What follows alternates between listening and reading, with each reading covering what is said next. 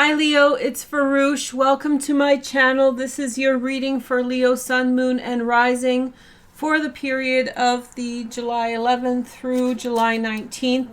It's like a weekly reading plus some days because the current set of transits are in like about a 10-day window that I want to tell you guys about. That's the reason that I'm doing this reading. I think these transits are really important. As you guys know, I don't do regular weekly readings because I don't like just forcing astrology into a strict timeline. But this time it works really well, and I feel like the messages may have gotten lost amid the other readings, and so I want to show you each what's going on. Members, this was supposed to be a members only video, but I realized that everyone should have a chance to see it because it's a little bit too important, but this is the kind of stuff that I want to make for members ultimately, so let me know how you like it. It's a little bit of a tester, so if you guys hate it, you're the first sign, second sign that I'm doing this for. If you can tell me you don't like it, then, you know, well, don't tell me you don't like it, but tell me in the comments if it's necessary, if it really helped, okay? So first, Lenormand, just for initial breakdown book. We have the butterfly. Ooh, look at you, Leo. It's time to shine, baby, shine. Okay, meow, meow. Okay, so then we have the garden. Oh, man. Something you learned is really expanding your world, and you're about to have a new beginning. So you learn some information, and from that new information, you have a new beginning and a new start. Very beautiful cards. So right now you have so much around you, so much energy, so many opportunities, so many things to consider. And so it's very important for you to kind of bask in all of it, allow it all in, because later on you'll have to make the decision about which path is right. This could be multiple love interests. It could be multiple interests in life in general. I think it has to do with practical things, like things that you do to make money, things, opportunities, that sort of thing. Personal interests. You learn something. That's what I'll say. You learned something, and that really transformed you. You learned something about yourself. You learned something about the world. Oh, look, let's bring the chart into it because it's already time. So we have Uranus at the 10th house, eye-opening experiences. I love Uranus. I can't tell you guys enough how much I love it.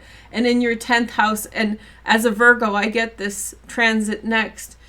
Uranus in the 10th house is a boss transit. It's such a great transit. So you're going to have you're having such a great time with it. I'm going to have a great time with it. Which brings me to my next point, and I forget to mention this. A lot of people are encouraging people to watch just for their rising. I really feel like you should watch for your sun, moon, and rising. You can draw a chart like this for the sun placement. So if you're a sun Leo, this is you. So pay attention. And in some way, I think it's more resonant. Frankly, I'll just be honest. That's just my opinion. You can check it out for yourself and see how you like it. But yeah, so expansion of possibilities, unorthodox things happening, things taking you out of your way with giving you ample different options, ample different opportunities. And so in that, something new is found, something new, something specific. And from that point, you take a new direction. So that's just the starting point for our energy today. Let's take a look at the astrology, because it's all about the astrology today. You're still getting a tarot reading, but the astrology is just wild, especially for you. I do want to mention that I talked about this in our weekly collective reading that I posted a couple days ago. I want to go sign by sign because it's too important of a week. You'll see in a minute. But that collective has more information if you need it. And then your 6-month love forecast, what's happening before the end of the year, that's in your Leo playlist. That has some focus on that, but it's focused for the 6 months, so I wasn't explaining it in the context of this week. Whatever happens this week is a precursor to the next 6 months plus 7 months and so forth. And it's mostly to do with Venus and Mars, which are creating their conjunction. They're already conjoined, but they're coming closer and on the 13th they'll be exact. The moon will transit through Leo, is transiting now, and on the 11th, today, is forming a conjunction with this placement. So Mars and Venus will be exact tomorrow on the 13th, first thing in the morning. But before that, the moon will form a conjunction as they're coming closer. Powerful point of awareness. So it's not really the exact.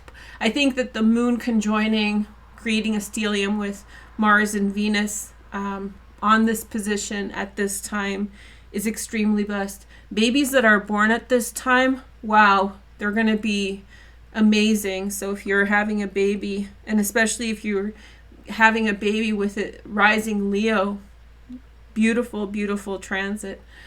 So we have the conjunction. I got too excited. It's so dramatic and so beautiful. So we have this placement here in Leo, wonderful position. The pattern is that Venus and Mars join back to back. So in 2019, they joined in Virgo in August, and now they're joining in Leo. So it's been about 2 years, almost 2 years since they joined. But in February, they'll join in Capricorn in your 6th house, and then in March they'll join again in your 7th house of partnership. So if you're single and you're wondering where's my love, this could be the starting point in which you meet, greet, and marry someone in the next 6 months, or get very serious about someone, or have a powerful transformation within relationships. This powerful transformation, Leo, begins on the 13th for you now, and then will transform you over the next 6-month period. So it's just beautiful energy, really beautiful. And outside of relationships, it makes us better people, this transit. It makes us better friends. It makes us better partners to others in work and everything else. So beautiful. Can't stress this enough. And gosh, I wish I was a Leo right now. I wish I was a Leo. We'll use my North Node for this. The second part to this, because there's a polarity in this week. One is to do with emotions, and the other is to do with rational thinking. So definitely the conjunction between Venus and Mars is this passion. Less emotions, more passion, but that is very similar to the emotional transit. And so there's a series of transits this week that really hit the water signs really hard. And it starts actually tomorrow on the 12th. And if you're watching this late, don't worry about it. Just look back on what you were feeling and thinking and see what started from then. Mercury is going to create a conjunction, a trine to Jupiter. And so Jupiter is in your 8th house. Mercury's in your 12th house. Very nostalgic transit for you. You're thinking about the past a lot. And if anything, with this Mars and Venus transit for you, it's this trine between Jupiter and Mercury that could hold you back. You could be very, very reminiscent. You could be very focused on the past this week, thinking about the past, family, like hitting hard home, hitting hard home kind of energy. And so let's look forward to the following weekend on the 17th and the 18th, because this is how this water energy works. It'll be strong in the beginning of the week through a Sunday and Monday on the 11th and 12th. And again, it will come full circle next weekend. So by next weekend, so let's talk about the moon for a sec, just to use it as a bridge. The moon transits between Leo, Virgo, Libra, and into Scorpio this week. So it'll be in Leo in the beginning part of the week, then enter Virgo on the 13th when the conjunction is, and then switch into Libra for the 15th. That's a huge day. That's going to be impressive. Although the moon isn't a huge aspect of that, I guess in some way it starts to form a trine to the North Node, but we'll get to that in a minute. And then on the 17th, it will enter into Scorpio. And this is where the moon gets really intense. So the moon isn't well aspected in, well positioned in Scorpio. It's called like a debilitated moon, or like it's just not a very good position. However, I like the Scorpio moon. It's just very sensitive. However, at this time when the moon enters into Scorpio, this Mercury-Jupiter nostalgic transit will complete in a grand trine. Now, a lot of people will not like me saying this because the orbs I'm using are like 9 degrees, but because the moon moves quickly, it makes that emotional connection. So home, endings, transformations, you're the most powerful people in your life who you've shared energy with, and then your subconscious, they're all connecting. And that's going to happen on the 17th. And then for those of you who like exact grand trines in water, there's a second nostalgic transit on the 19th, next week. And that's going to be between Neptune, the sun, and the moon again in Scorpio. So beautiful, very much focused on memories, what's important, getting to the heart of things. Just really sweet transit, but can make us very, very nostalgic. And the third and the last astrological feature, and you guys know I'm excited about this, so this is the last time we're going to talk about it for now. We have the conjunction of the true node with Aldebaran in your 11th house. I've talked about this a lot. And I'm using the true node here. I switched it so you guys can see the exact conjunction. So we have North Node with Aldebaran. For you, a focus on your relationships with other people and success you've had in your life. So it's just that really looking back to what made you to who you are. On the same day, Chiron goes retrograde, which is great because in the 9th house, limitations of ideas, limitations of scope of who you are in the world die down. So whatever you feel like you're not living up to your potential gets quieter at this time and creates a sextile to this North Node in conjunction with Aldebaran, which makes you more gutsy to go after what you want, connect to the right people, and make those important steps. So very, very beautiful set of transits. The moon will oppose Chiron on the 15th in Libra. And so at that time, you will gain perspective. Imagine looking back at something like a Monet painting. You step back and you look, or a Rothko, you step back to look at it, to see it. It's like, am I really stupid? The 9th house. Am I really not smart enough to gain what I want in the world? And it's like, am I really not smart enough to achieve the kinds of connections that I desire in the world? And so as Chiron is retrograde, you're like, no, you know what? I am smart enough. I am good enough. And it creates a sextile to the North Node, which makes you more prone to go after the types of opportunities and people that you want to be around and so forth. So you go for it. It's time to shine. So I'm very, very triggered by this transit. I find it very inspirational. One more thing I wanted to do that I forgot. I want to roll the dice to see if there is a complement. So which house to focus on? It says 5th house. So you're the ruler of the 5th house in a general chart. But here we have the South Node actually activated with Juno. What did I say? I'll tell you guys. I didn't tell anybody else. It'll be on Twitter, this thing. But we have Juno with the South Node, and that's sextiling Saturn. So this week. And so that in some way gives you awareness about where you've been. Oh, I did already post it on Twitter. Where you've been in relationships. And particularly to do with like how maybe your role as a mother or a female superior figure, so a grandmother, aunt, in some way held you back from allowing yourself to have fun in life, and in what way.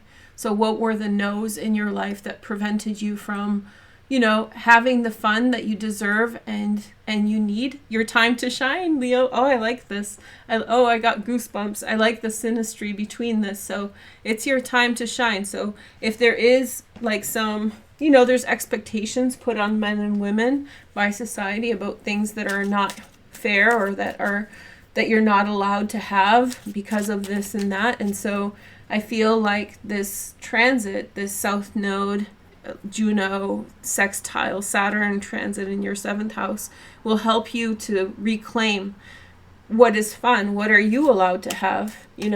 I remember, what was it? I went to a museum in Europe, and I was 20, and so I had a tank top on, and this older lady came up to me, and she treated me like a I don't want to say the word, but a rude word. And I'm like, what's going on? Like, I've never been no one's ever implied that I was, any, like, improper. And then the person I was with told me, oh, it's because you have your shoulders uncovered. So, like, what are these things that, that are imposed on you, that are archaic and dumb and prevent you from having fun, like wearing a tank top? So go wear your tank top, Leo, and have a good week. Now let's take a look at your tarot. Okay, so first card, we have the Chariot, and I'm not going to go slow with these cards. I'm just going to lay them down today just for brevity. We have the 10 of Cups, and then the Death card. Then we have the 7 of Pentacles. Personal changes. I feel very reminiscent towards the past, very reminiscent about your family. I think that there's a great love or a great family connection that you keep thinking about. Maybe they've passed away. Maybe they were a Cancer sign. And so you think about this a lot, this person a lot. And so it's like nothing will compare. Nothing will compare to the past that's now over. It really feels like somebody passed away, like a perfect grandmother or a perfect, someone in a situation, or some situation is really, you've been removed from it by time and place, so you can't really go back to it in any way. Then we have the the 4 of Pentacles and the 5 of Cups. It's a very sweet, look at you in the center, Leo, center of attention this week. It's a center of attention, but with a very mindful quality to it, where you're very aware of the past. And, we can say, this is the thing, we can say beautiful things. We can, inspire each other and speak of niceties, like all this stuff. But it's when it has meaning, when you've thought about it, when you've really connected to what's meaningful, that's when it's powerful. And so in some way, I think that you're speaking with a lot of power this week. You're acting with a lot of power, and that's where the shine is coming from. It's not really just about, Venus and Mars in your 1st house in a conjunction.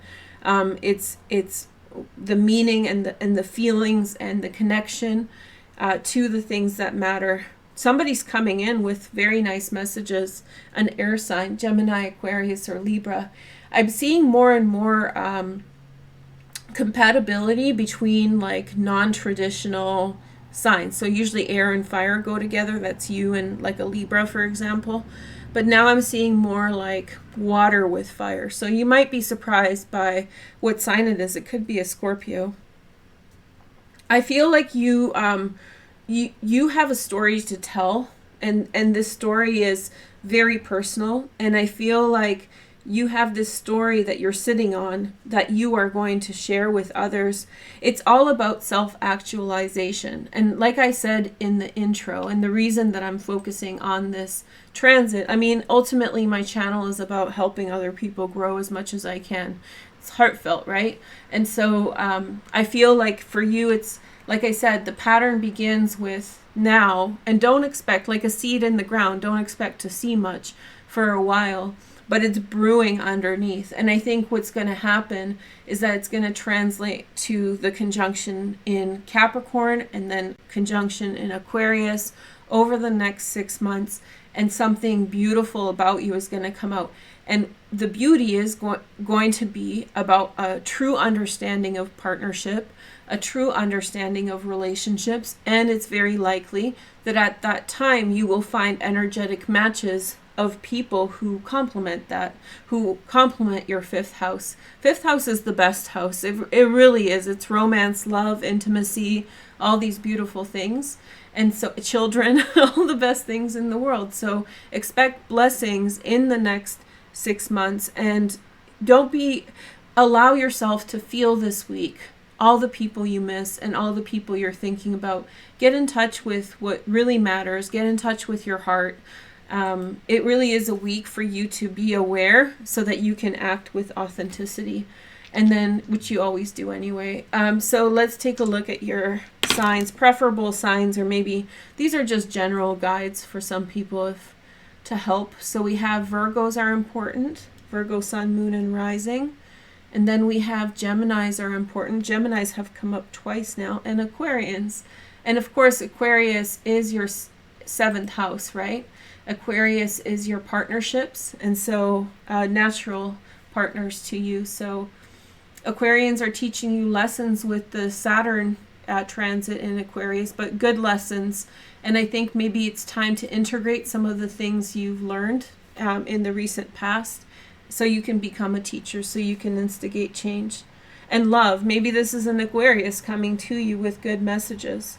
And it's time for you to speak up. It's time to tell someone how you feel. And it's time for you to shine. Like, I mean it full-heartedly. Have a nice day and have a nice week. Let me know how you like this. This is a bit of a test. If you guys hate it and if it's not helpful, then maybe I won't do the whole series. But I'm very, very busy. That's the thing. I'm super busy right now, and I shouldn't be doing this, but I really felt you needed to hear it. So I hope it helps. I'll talk to you guys soon. Have a good week and take care of yourselves. More info in those 2 videos I'll put at the end here. Take care. Bye.